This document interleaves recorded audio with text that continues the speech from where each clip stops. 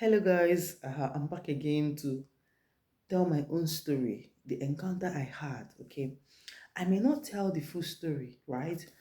But I just want to tell the lessons from the encounter. Okay, so something happened. There was a time I was trying to gain admission into one of the schools, international schools. So I had already gained the admission, and I needed to process things for me to, you know, get my visa and stuff ready.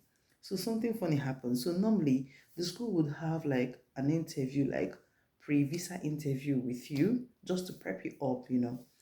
And when the school called me, then the phone I was using then, if you just ring me, if I pick your call, automatically the phone will enter into like recording. It will just record the call. So I've got like loads of conversations. So sometimes I will just have to like delete some of the conversations on my phone. So it was actually like a call, an audio call. The school gave me a call, and my phone, as usual, went into recording. So after I discussed and I had the interview with the school. So normally after you have had the interview, they will just send you the transcript of all the discussion or whatever interview you've had with them. So when they sent mine to me, I was not understanding what I was seeing, and I'm like, come on, what's going on here? Because some of the things that were written on the transcript were not actually what I said. And I'm like, "Oh, I don't get it. Like, why are these things? Why are they so different?" And I was so pissed. I was telling my husband that day. I said, "What's this now?" And my husband thought maybe I was just making things up because how would you say that these were not the things you said? Okay, so I got my phone, and he listened to the recorded voice message or recorded call. Sorry. So when he listened, he got angry. He said, "Oh, what? How come this error?" I was so angry in my spirit that day. After everything, when I now slept, the Lord encountered me. Okay. So when the Lord encountered me, the Lord was like, okay. And this was the God. It's not like I was doubting God's miracles, anyways, but sometimes you just be like, God, I just want to understand. There are things that you really need to understand. So that was the time um they kept doing like what God cannot do does not exist on NSPPD, and people are telling stories that I can't just imagine. I can't just connect them. It was not making sense. Do you understand? So sometimes if I get to that testimony point, I'll just be like, I don't want to listen to lies. So I think the Lord just wanted to deal with me on that. So when this thing happened, right? And the Lord now encountered me, and the Lord said to me, he took me to the book of Kings. If you know the story of the woman that her husband died and her two sons were about to be taken, right? And she met Elijah, if you know that story. So that was the story, that was the Bible passage I read that night. So after I read that, the Lord said to me, because I got to a point where Elijah asked the woman, go and borrow vessels, because the woman had like an oil in the house, and he said, go and borrow vessels. If you borrow vessels, then you lock up the house, and then you start pouring the oil in the vessels, right? So the Lord said to me, so what if this woman borrowed just 5 vessels?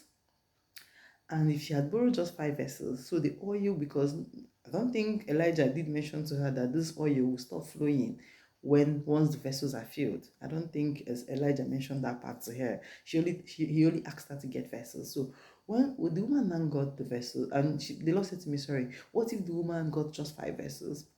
Because when he got to the last vessel, she didn't know it was the last. She asked the children, get me more vessels, and they were like, it's finished. And she said, oh, is it? So she didn't know. She didn't know that there was something to do with the number of vessels that she's getting, and the flow of the oil. So it was when the vessels were exhausted that her oil finished, and she was asked to go and sell those oils so that she can redeem she can redeem the pledge or the debt.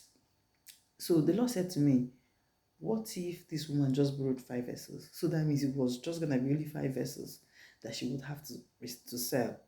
But what if she had borrowed 1 million? That do I know that if this woman had borrowed like 1 billion vessels, that do I know that that oil would have kept flowing until the last vessel. And he said to me that the truth is that he's God of all flesh and there is nothing impossible to him, nothing whatsoever, but that his limitation is our faith. That the only thing that stops him is the level of our faith. If you have a crazy faith, trust me, God will do that thing and you'll be wondering, like, are you kidding me? But then, if your faith is not shaking, if your faith is shaking, I mean to say, then God will stop at the level where you can accommodate.